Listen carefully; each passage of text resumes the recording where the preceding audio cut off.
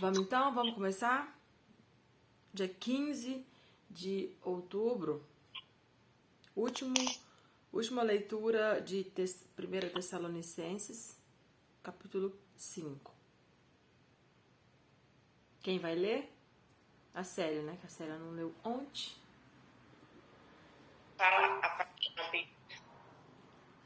Primeira Tá Tessalonicenses. sem ainda? Tá sem a Bíblia ainda? É, o meu começa a partir do dia 16. Então Então pode ler, Lindrani, capítulo 5. Tá. Eu leio, que amanhã já entraram na minha Bíblia. Tá bom. 1 Tessalonicenses 5. Mas, irmãos, acerca dos tempos e das épocas, não necessitais de que se vos escreva.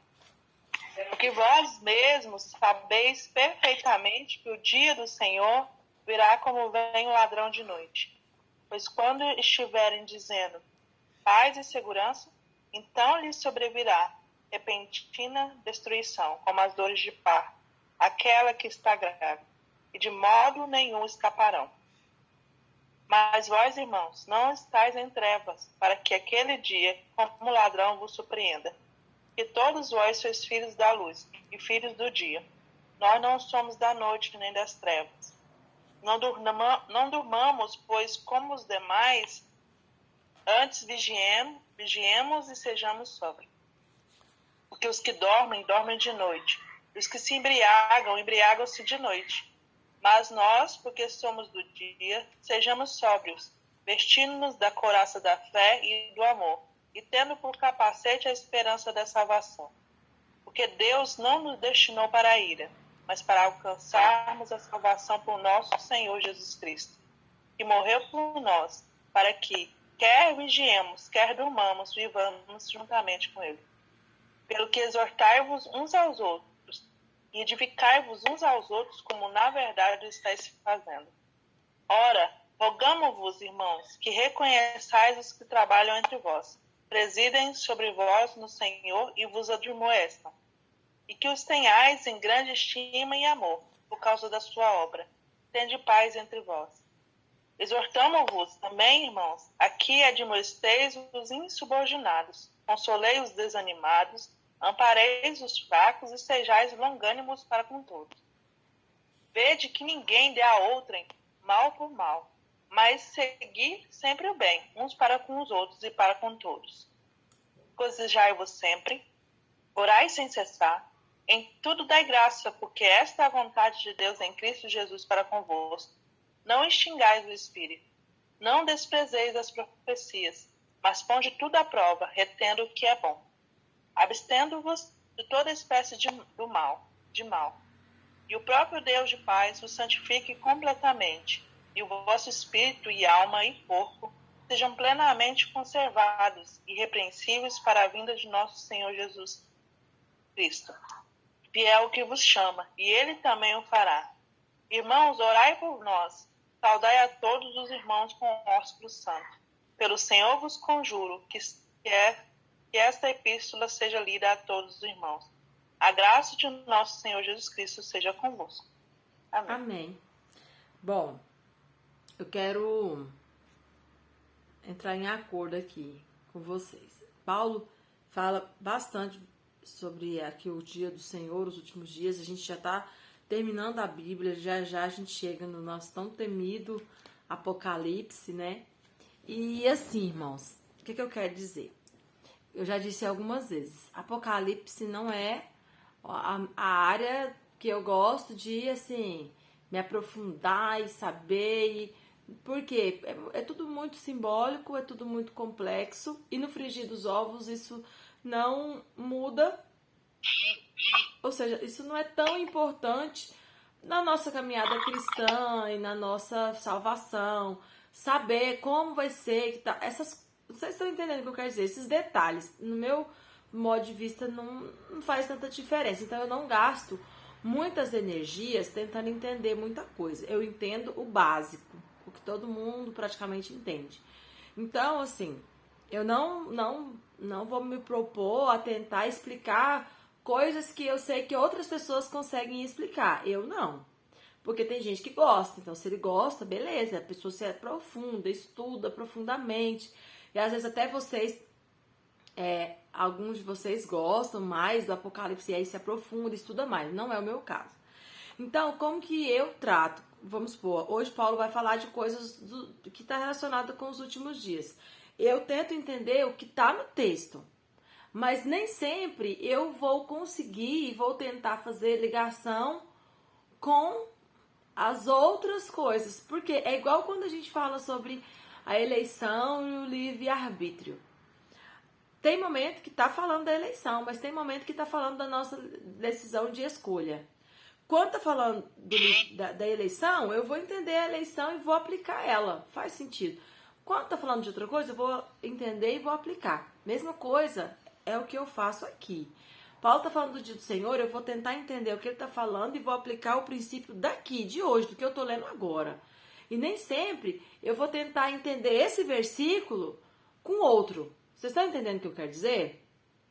Porque às vezes a gente quer entender o que Paulo está dizendo agora, mas aí a gente quer entender baseado no outro, tá? Que tem momentos que eu preciso, que é importante fazer uma ligação com outras referências, mas eu não vou partir dessa base, de sempre tentar entender o texto usando as outras referências, ok?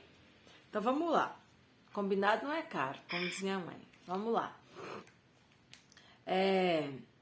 Como ontem Paulo começou a falar já do dia do Senhor, para as pessoas não ficarem tristes quando os salvos morrerem, porque eles vão ressuscitar. Paulo usa essa expressão, né, que isso não traga tristeza, porque a morte é simplesmente mais uma fase na vida. Então, não deixe que isso traga tristeza, né, na vida de vocês. É isso que Paulo quer dizer.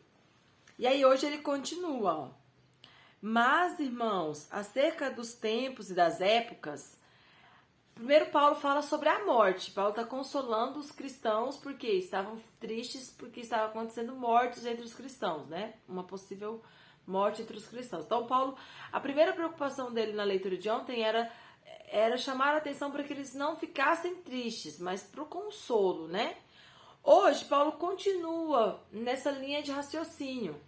Mas agora ele vai falar não só do salvo que morre, não só do cristão que está morrendo.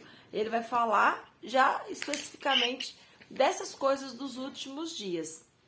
Então ele fala, meus irmãos, acerca dos tempos e das épocas, não necessitais que vos escreva. Por que tempos e épocas? Eu já posso afirmar que Paulo já está introduzindo aqui o assunto dos últimos dias. Esses tempos e épocas são os tempos e épocas onde acontecerá os últimos dias da humanidade na Terra? Ou pode ser que Paulo está falando aqui de outros tempos e épocas? Eu começo com essa pergunta. Daiane, Oi. o meu fala, em vez de épocas, fala estações. Mas não refere, mas não ajuda muito na pergunta, porque tempos e estações também pode ser de tempo e estação aqui, terreno, ou Paulo já está falando de tempos e estações de um período considerado os últimos dias da igreja, porque existe esse período, né? Que é o período dos últimos dias na igreja na terra, que muitos vão associar com a última dispensação, o princípio das dores, né? É esse período. Vamos continuar. Por quê? Por que não precisa de que ninguém fale sobre isso? Por quê? Aí ele explica. Porque vocês mesmos sabem perfeitamente que o dia do Senhor, então aqui ele responde, ó. Esses dias e épocas eu poderia entender que é qualquer dia e época, mas não é. São dias e épocas que precedem esse evento. Qual evento? O dia do Senhor. E o que é o dia do Senhor? Agora percebe que para entender o dia do Senhor, eu tenho que usar um conhecimento de outros textos, ok? Porque a Bíblia já fala em outros lugares que o dia do Senhor é o dia da vingança do Senhor, é o dia da ira do Senhor, é o dia da vinda do Senhor. Todas essas expressões são usadas para falar desse dia do Senhor, em uma conotação que tem duas vias. Ela é positiva para o salvo e negativa para o ímpio. É isso que eu preciso entender em relação ao dia do Senhor. Essas duas vias. Positiva para o salvo, porém negativa para o ímpio. Beleza? Tranquilo até aqui, né? Então, vocês já sabem, já sabem perfeitamente que o dia do Senhor, ele vem como um ladrão de noite. Porque Paulo entende que quando esses irmãos foram evangelizados, quando eles receberam o evangelho, junto... Ai, meu Deus. Perdão, soninho. Paulo entende que quando esses irmãos foram evangelizados, junto com esse discipulado, eles receberam... O que é isso? Parece um barulho de arrastando alguma coisa, né? Bom, vamos lá. É um passarinho que passou aqui cantando. Deixa eu desligar. Não, é porque eu achei que era alguém arrastando alguma coisa, pode deixar. Então, irmãos, voltando. Por que não precisa? Porque quando eles foram evangelizados, eles foram ensinados acerca de como viver, como servir a Deus e como saber e como esperar a Deus. Como que eu espero, Paulo? Esperando toda hora. Por quê? Porque você não sabe que dia ele virá. E ele virá como um ladrão à noite. Ou seja, ninguém espera o ladrão à noite. O ladrão, ele vem de surpresa. Então, Paulo está dizendo, vocês já sabem isso. Vocês já foram ensinados acerca disso. E aí, baseado nessa afirmação de Paulo, faz sentido também nós usarmos o nosso conhecimento prévio de outras referências bíblicas para construir uma ideia e um pensamento. Ou seja, eu também já aprendi em outros versículos bíblicos o que é o dia do Senhor. Então, eu junto com o que Paulo está dizendo agora, eu entendo que o dia do Senhor virá como ladrão. Mas o importante que eu quis frisar aqui é Paulo falar que eles já sabiam disso. Ou seja, eles já tinham sido orientados e ensinados em relação a isso. Paulo estava só lembrando, dando uma pincelada naquilo que eles já haviam sido ensinados. E aí, baseado nessa perspectiva, eu quero fazer uma observação. Vocês acham que, levando em consideração essa afirmação de Paulo, de que Paulo falou, eu não precisava nem estar ensinando isso para vocês já sabem. Então, a gente entende que eles já haviam sido ensinados. Vocês concordam? Vocês acham que é possível a gente afirmar que o verdadeiro ensino, né, escatológico, como a gente crê, porque o Apocalipse que a gente tem foi uma visão de João. Não tem nada a ver com as construções paulinas, com a faculdade de Paulo, né? Porque Paulo foi a faculdade que formou praticamente quase todos os cristãos. Então, se nós vamos ignorarmos a visão de João, deixa o Apocalipse ali, não mexe com ele. Vocês acham que a visão de Paulo, o entendimento de Paulo, aquilo que Paulo recebeu do Senhor, que ele fala que recebeu, o que ele ensina, ele recebeu do Senhor, né? Então, aquilo que ele recebeu do Senhor, aquilo que ele interpretou da lei, que ele recebeu, e as revelações, e ele foi no primeiro céu, no segundo céu, no terceiro céu. Vocês acreditam que tudo que Paulo recebeu e ensinou, vocês concordam que ele ensinou muita coisa acerca de escatologia? Porque escatologia é estudo acerca dos tempos dos fins, né? A palavra em si, dos últimos dias. Como é que é, Lindrani? Como que é? Eu ia falar dos fim dos tempos. Você falou do é porque você colocou a tradução literal, né? Sim. Da escatologia. Só pra gente entender por que fala escatologia. O estudo, logia, escatos vem de futuro, né? Dos últimos dias, do futuro dos últimos dias. Enfim, piorou, copiou, mas tudo bem. Então, será que Paulo tinha também um estudo escatológico fora o Apocalipse, a visão de João? Se Paulo tinha, né, a sua própria escatologia, que era o seu próprio estudo das últimas coisas, Paulo ensinou isso em todos os lugares que ele evangelizou, que teve tempo para isso, certo? Lugares que ele cita que ele ficou muito tempo, ele pregava o evangelho e pregava tudo. Ele pregava como viver e como se preparar e como esperar esses últimos dias. Então, Baseado em tudo isso, o que eu posso entender? Que já havia um ensino mais consistente, mais coerente sobre os últimos dias. Só que Paulo fazia isso pessoalmente. Paulo fazia isso em cada lugar que ele ia. E as cartas, qual era o objetivo das cartas? Tratar pontos que surgiam uma necessidade. Então aqui, Paulo ele está meio que pincelando sobre os últimos dias, sobre o dia do Senhor, por causa de uma necessidade. Os irmãos estavam se entristecendo com a morte dos santos. E aí Paulo pega essa necessidade e dá uma pincelada. Mas por que eu estou dizendo tudo isso? Porque eu achei interessante pensar que Paulo fala, olha, vocês sabem, eu não preciso escrever isso para vocês. Vocês sabem já. Então aqui, o que nós temos, pessoal, fica meio que uma coxa de retalho, sabe? Você pega um pedaço de uma carta, você pega outro pedaço de outra carta e você tenta costurar tudo isso e criar, se você ignorar o Apocalipse. Então, e a gente precisa entender isso, porque às vezes a gente quer pegar esses retalhos, quer costurar eles e não quer ver emendas. E não vai ter como. Não vai ter como ter essa coxa tão clara. Vai ter emendas. Eu, particularmente, tenho esse entendimento. Por quê? Porque não dá pra gente conciliar tudo, não dá pra responder tudo. Senão, existiria uma forma muito clara, muito linda, muito pontual de se ensinar e tava tudo certo. Não tem. É como diz o outro, caroço no angu, quando você vai falar de escatologia. Muita visão, muita interpretação, muita aplicação, muita simbologia. Aí fica aquela dificuldade, querendo encaixar as coisas. Não, mas onde que eu encaixo isso? Aonde que eu encaixo aquilo? Não dá. Por quê? Porque nós temos informações soltas, aleatórias. Nem tudo foi feito de maneira sistemática, tirando o Apocalipse, que é uma visão. Não é um tratado, não é um estudo, não é um documentário como Paulo fazia, né? Não é algo didático, é uma visão. Então, assim, a gente tem que saber, né, lidar com o Apocalipse, por isso que eu tô falando, deixando ele de lado.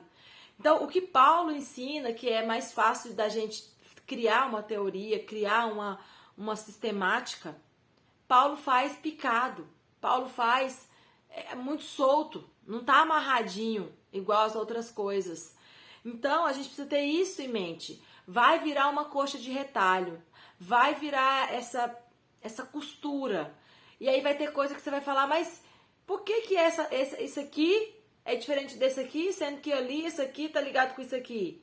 Porque é uma coxa de retalho. Aqui tá xadrez, aqui tá riscado, aqui tá com bolinha, aqui tá com triângulozinho. Mas no final, que tiver tudo costurado, serve para nós rebruçar. Dá para entender? Então, Daiane, sim, irmão João. Daiane, Me ajuda aí. Eu queria fazer uma propositura aí sobre esse tema, sobre essa fala, né? E essa tentativa de compreensão, né? Primeiro, assim, sobre a questão do Apocalipse. A gente não pode perder, porque a gente tem, às vezes, dá uma noção, por exemplo, nós estamos lendo as cartas, né? Se a gente não atentar bem para as cartas, a gente, de verdade, mais fora a questão do Apocalipse, a gente se embaralha também. Por quê? Porque as cartas não estão em ordem cronológica, né? Nós lemos, por exemplo, Romanos, que é a primeira carta, que provavelmente foi escrita depois da carta aos Tessalonicenses. Porque é só olhar aquela cronologia lá de Atos e olhar algumas falas. Paulo agora, por exemplo, ele fala que ele está lá em Atenas. Se a gente for lá para o Atos, a gente vai ver quando que Paulo mandou Timóteo e os outros e subiu sozinho para Atenas. Primeiro, as cartas não estão assim cronologicamente. Segundo, uma coisa que eu acho que a gente deve ter, primeiro, quanto ao Apocalipse. Assim, primeira consideração, ele virá, ele acontecerá. Independente de visões parciais, todos são unânimes, todos a partir de Jesus. É Jesus, em Mateus e em outros momentos narrados no Evangelho, quem primeiro aliás, dizem que não é Jesus, na verdade é Daniel quem primeiro faz a anunciação do Apocalipse. Mas Jesus fala desse grande dia. Então, as construções começam com Jesus. Primeiro a considerar, então, e por que todos têm essa visão?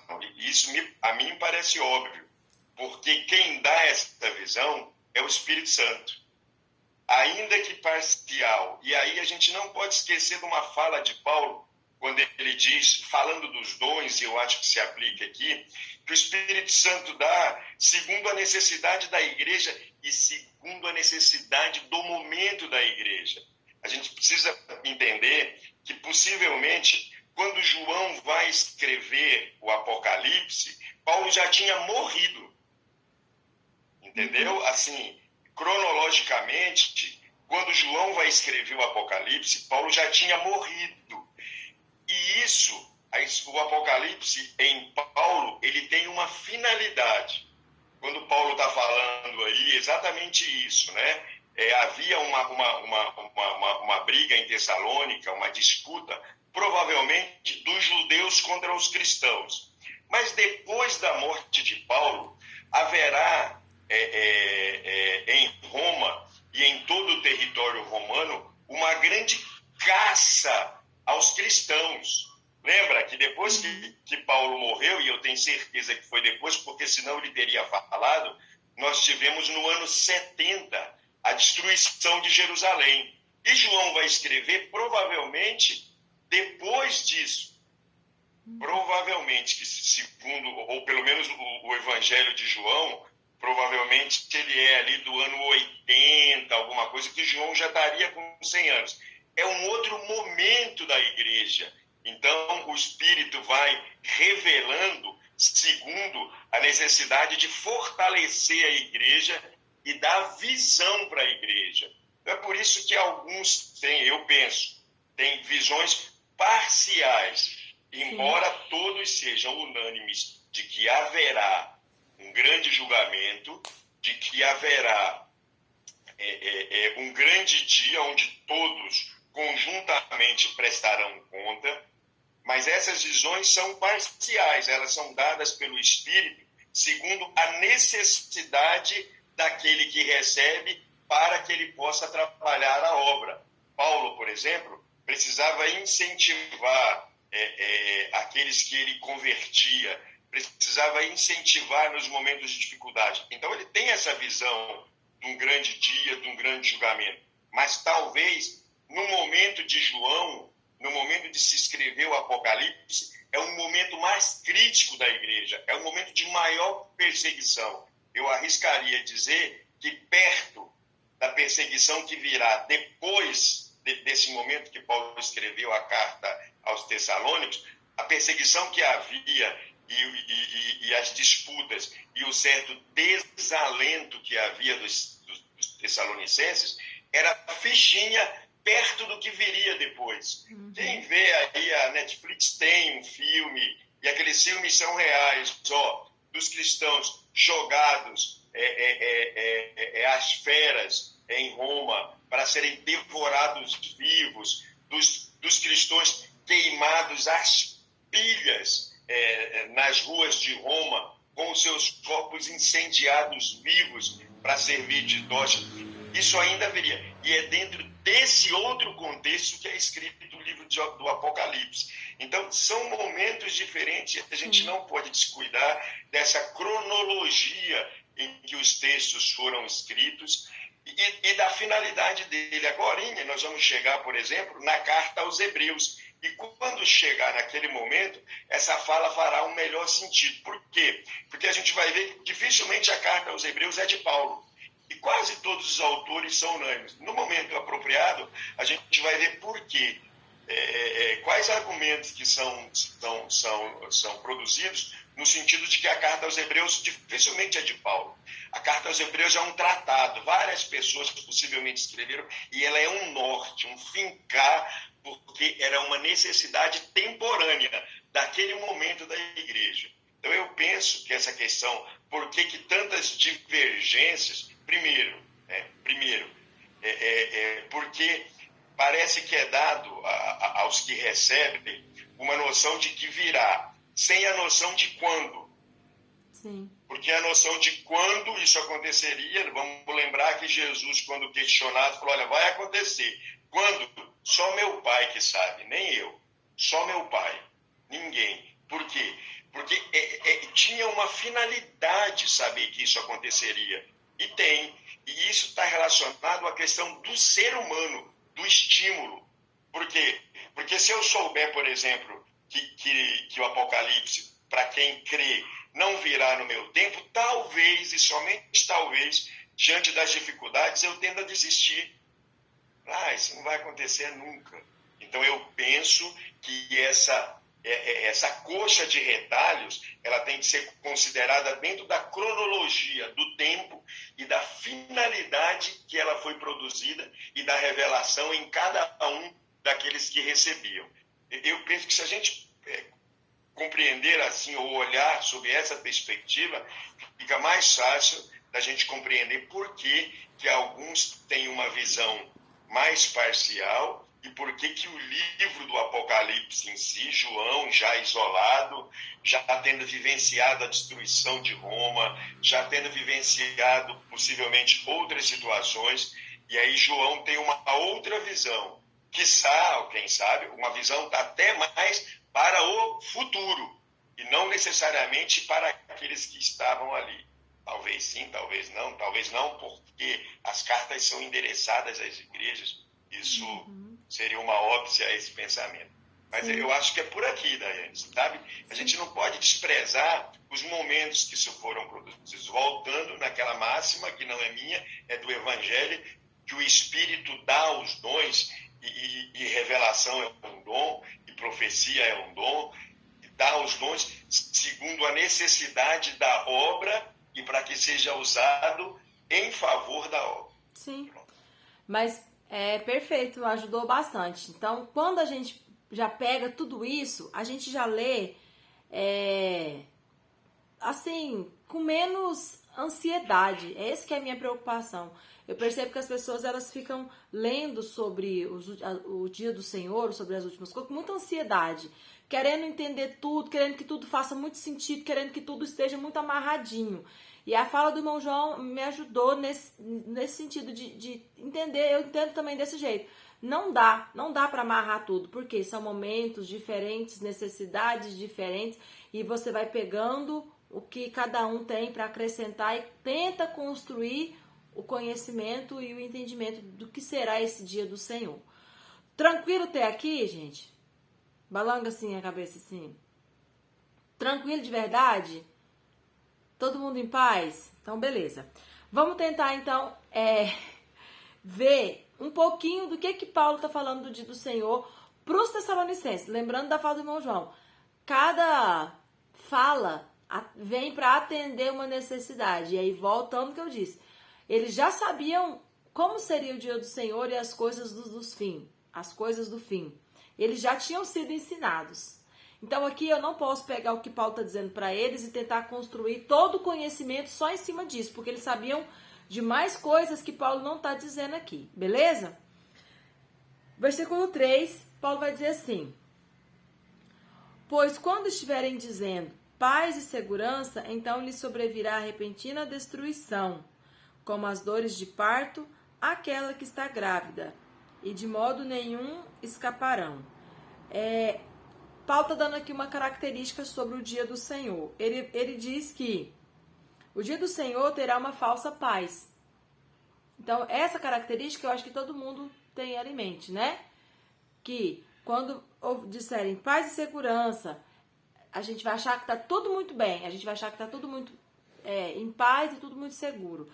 E aí, o que vai acontecer? Vai sobrevir uma repentina destruição, como as dores de parto daquela que está grávida. Ou seja, vai ser uma destruição latente, forte, muito pesada, muito difícil de aguentar. Paulo, eu creio que ele usa a expressão de dor de parto porque ao longo da história da humanidade, todo mundo já presenciou e todo mundo tem uma consciência do nível de dor que é um parto, né? Então, Paulo usa aquilo que é real para ele, uma dor de uma mulher que está para dar à luz, eu sei que é uma dor terrível, então vai ser algo parecido com aquilo. Aí no versículo 4, mas vocês, irmãos, não estáis em trevas. Lembra das duas vias do dia do Senhor? Para o salvo será um dia bom, lembrando que esse dia aqui eu entendo que é do dia do arrebatamento. Não estou falando que será todo o período que nós chamamos de princípio das dores, porque eu particularmente creio que os salvos vai passar por um pedacinho aí não muito legal, eu particularmente. Mas continuando. Vós, irmãos, não estáis em trevas. Ele está dizendo assim, olha, mas vocês não estão em trevas. O que tem a ver? Por que Paulo está falando de paz e de repentina destruição e agora ele fala de trevas? Para aquele dia, como ladrão vos surpreenda, porque ele usa o exemplo do ladrão. Ele fala assim, ó, vai pegar eles de surpresa, mas vocês não. Vocês não estão em trevas. Não vai pegar vocês de surpresa, porque vocês já estão preparados. Pode vir o que vier, vocês já estão prontos para esse dia. Eu entendo que é isso que Paulo quer dizer. Porque todos Daiane, Oi.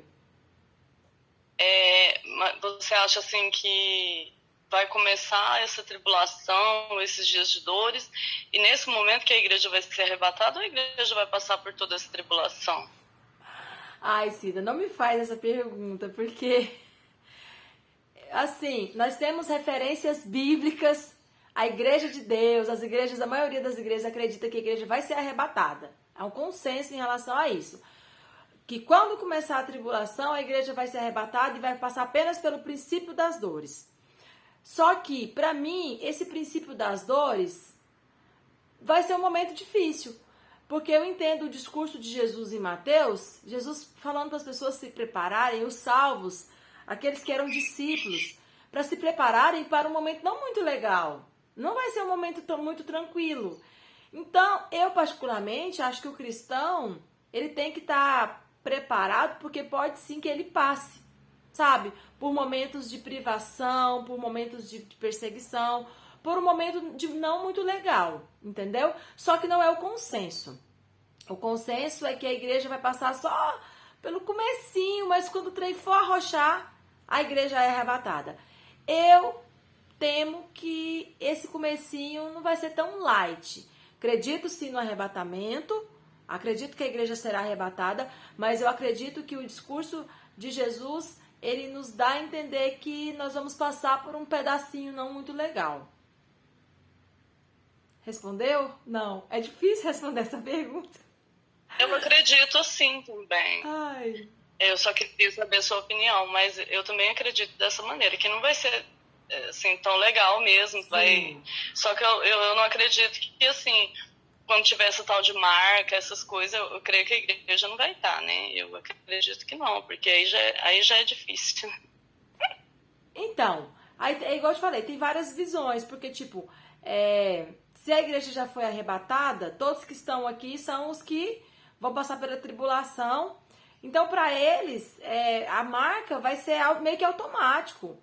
Porque se como a própria Bíblia diz, se com todas as facilidades a pessoa não quis servir a Cristo, com muita dificuldade vai querer, muito difícil, muito difícil. Mas enfim, assim, vamos tentar encerrar essa... Não dá pra gente ler tudo, mas eu acho que o importante é a gente pegar essa linha de raciocínio. Paulo aqui, ele tá dizendo para os irmãos, né, em Tessalônica, ele tá falando assim, olha, vocês são da luz. Aí ele vai falar sobre a questão de dormir, vigiar. E fala, olha, vocês precisam estar vigiando, atento. Aí ele fala no 10, ó. Para que vocês quer vigiemos ou quer durmamos. Como assim? Ou seja, quer vocês estejam vigiando, acordados, ou quer vocês estejam dormindo, vocês precisam estar prontos para esse momento. Por que Paulo quer trazer? Paulo quer trazer esse aspecto da fala do irmão João, de que o momento é impossível datar. E Paulo também tinha essa consciência. Se preparem, pode ser que esteja próximo, mas pode ser que demore. E eu acho isso interessante. Bom, não dá para comentar tudo, ainda falta 3 minutos. Alguém tem alguma dúvida específica? Alguém quer falar algo específico? Porque se a gente for entrar no texto, não dá para comentar tudo e a gente precisa aproveitar o momento. Tem mais alguma pergunta nesse aspecto? A gente vai ter muito ainda para falar sobre isso. Mas, e aí? Algum comentário? Irmão João, quer responder a pergunta da Cida? Essa pergunta é tão difícil. Eu, que... Ô, Daiane. Vai. Cida, assim, uma coisa que, vou te responder, eu acho que a melhor forma que tem, eu acho que é um raciocínio fácil, né, assim, não responde, mas é como eu penso. Eu penso assim, bom, vou fazer uma viagem, entrei no ônibus, o que importa mesmo é saber para onde eu vou e saber que aquele ônibus vai me levar para onde eu quero ir. A estrada, o solavanco, a dormida do motorista, enfim, nada disso me importa. O que me importa é saber que eu estou no ônibus certo e saber que esse ônibus vai levar ao meu destino. Por quê? Porque lembrando que a Bíblia diz algumas coisas assim, meio tipo assim, algumas coisas não são para o nosso entendimento. 2, Jesus, hein? Tinha uma afinidade danada com o Pai, né? Filho dele, parte dele, não sei. Disse assim, olha, nem eu não sei algumas coisas, nem eu não sei, só o Pai.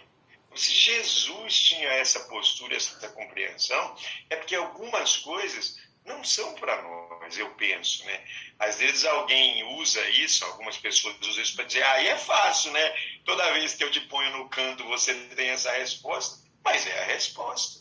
Então eu penso assim, que a gente não deveria se angustiar, que é a palavra que a Daiane usou agora há pouco, né? Com essas perguntas e com essa perspectiva. O que importa é estar no ônibus certo e saber que esse ônibus me levará ao destino que eu escolhi. Está escrito na plaquinha lá, como dizem os antigos, né? Via Canaã. Nesse mesmo que eu vou. Eu acho que essa é a melhor resposta. Amém. Pelo menos é a minha, né? Já que eu não consigo, é uma resposta acho que ninguém consegue ir além disso. É uma Sem resposta. esquecer, Daiane, que há 12.000 anos se discute isso, né? Sem que tenha se chegado a nenhuma conclusão definitiva. Sim. Como eu dizia, é uma resposta... Legal a sua opinião. Hã? Legal a opinião dele. É uma resposta quiabo, né? Escorrega assim, vai, mas tudo bem. Pessoal, vamos encerrar, já vai cair. Então é isso por hoje. Se vocês tiverem alguma dúvida dos versículos, pode me mandar que a gente tenta esclarecer, mas acho que é uma leitura simples, não vai ter tanta dificuldade. E amanhã a gente entra em 2 Tessalonicenses. E aí amanhã o bicho pega. Beijo, até amanhã.